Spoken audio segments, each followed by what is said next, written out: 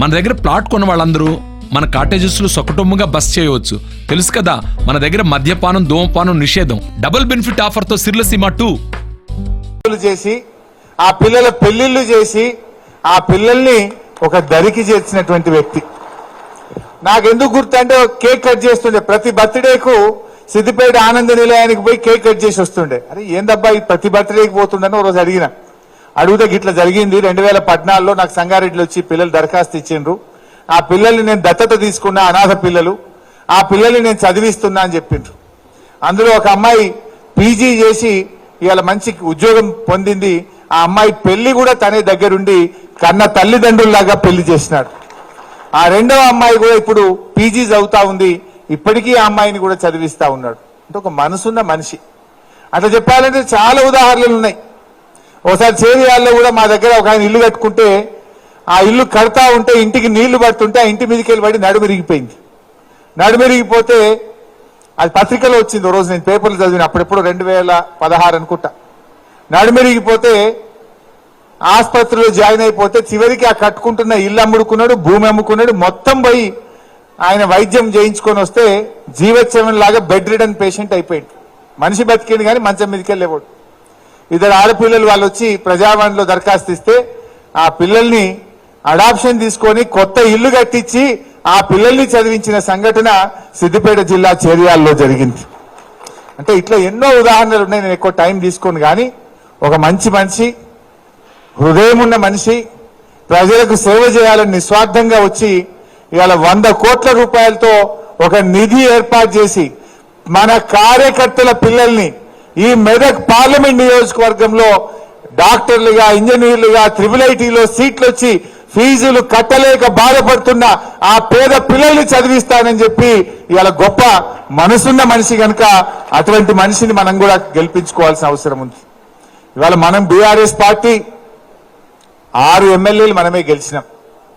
మెదక్లో కూడా తక్కువ మెజార్టీతో పోయినాం. సో మనకున్న క్యాడర్ కానీ మనకున్న బలం కానీ అందరం కలిసికట్టుగా పనిచేస్తే మెదక్ ఎంపీ ఖచ్చితంగా గెలుస్తాం.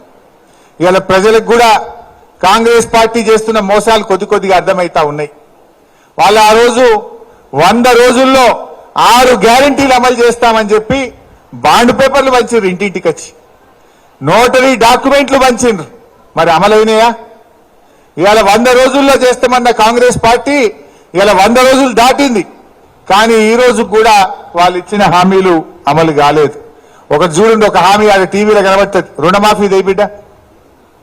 ఏం చెప్పిండో ఏం జరిగిందో ఒకసారి మీరు చూడండి. ఇదే ప్రజలకు కూడా చెప్పాలి. మీరు అందరూ కూడా సోషల్ మీడియాలో చెప్పాలి, మీ గ్రామాల్లో కూడా రైతులకు కూడా ఈ విషయాలు అర్థమయ్యేటట్టుగా చెప్పాల్సినటువంటి అవసరం ఉంది. సౌండ్ పెట్టాను నేను.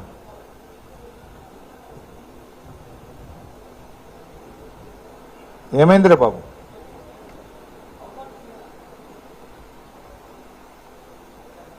क्या हुआ बेटा? రైతు రుణమాఫీ గురించి డిసెంబర్ 9వ తారీఖునే 2 లక్షల రుణమాఫీ చేస్తామని చెప్పి ఆ రోజు ఎన్నికల ముందు చెప్పినారు. కానీ ఈరోజు ఆయన చేసింది ఏంది? 2 రోజుల ముందే ప్రమాణ స్వీకారం చేసిండు. 100 రోజులు దాటిపోయింది. ఈ రోజుకు 2 లక్షల రుణమాఫీ జరగలేదు. మొన్న మన రేగోడ్ మండలం, మన సంగారెడ్డి జిల్లా రేగోడ్ మండలంలో బ్యాంక్ అధికారులు పోయి బిడ్డ మీరు అప్పు కట్టరా అని చెప్పి రైతులను ఇవాళ బలవంతంగా క్రాప్ లోన్లు వసూలు చేస్తున్నటువంటి పరిస్థితి ఉన్నది. అంటే వాళ్ళు ఆ రోజు చెప్పిందేంటి, ఈ రోజు ఏం చేస్తున్నారో ఒకసారి మీరు గమనించండి. అంటే మాట తప్పడం కాంగ్రెస్ కి అలవాటు. మరి ఈరోజు రైతు రుణమాఫీ విషయంలో కాంగ్రెస్ పార్టీ మాట తప్పింది. రెడీ ఉందారా బిడ్డ? అవుతుందా కాదా? అయితే చూద్దాం, లేదంటే నేను స్పీచ్ ఇచ్చుకుంటా. గొప్ప పిఆర్ఓలు, ఓఎస్డీలు బాగున్నారు బిడ్డ, టెక్నీషియన్లు. రైట్. సో రైతు రుణమాఫీ విషయంలో కాంగ్రెస్ మోసం చేసింది. అదేవిధంగా రైతులకు వాళ్ళ 6 గ్యారంటీల్లో 5 అంశాలు చెప్పారు. దయచేసి మా కార్యకర్తలు, వేదిక మీద ఉన్న మా ప్రజాప్రతినిధులు బాగా అర్థం చేసుకోవాలి. ఇదే విషయాన్ని మనం ప్రజలకు చెప్పాలి.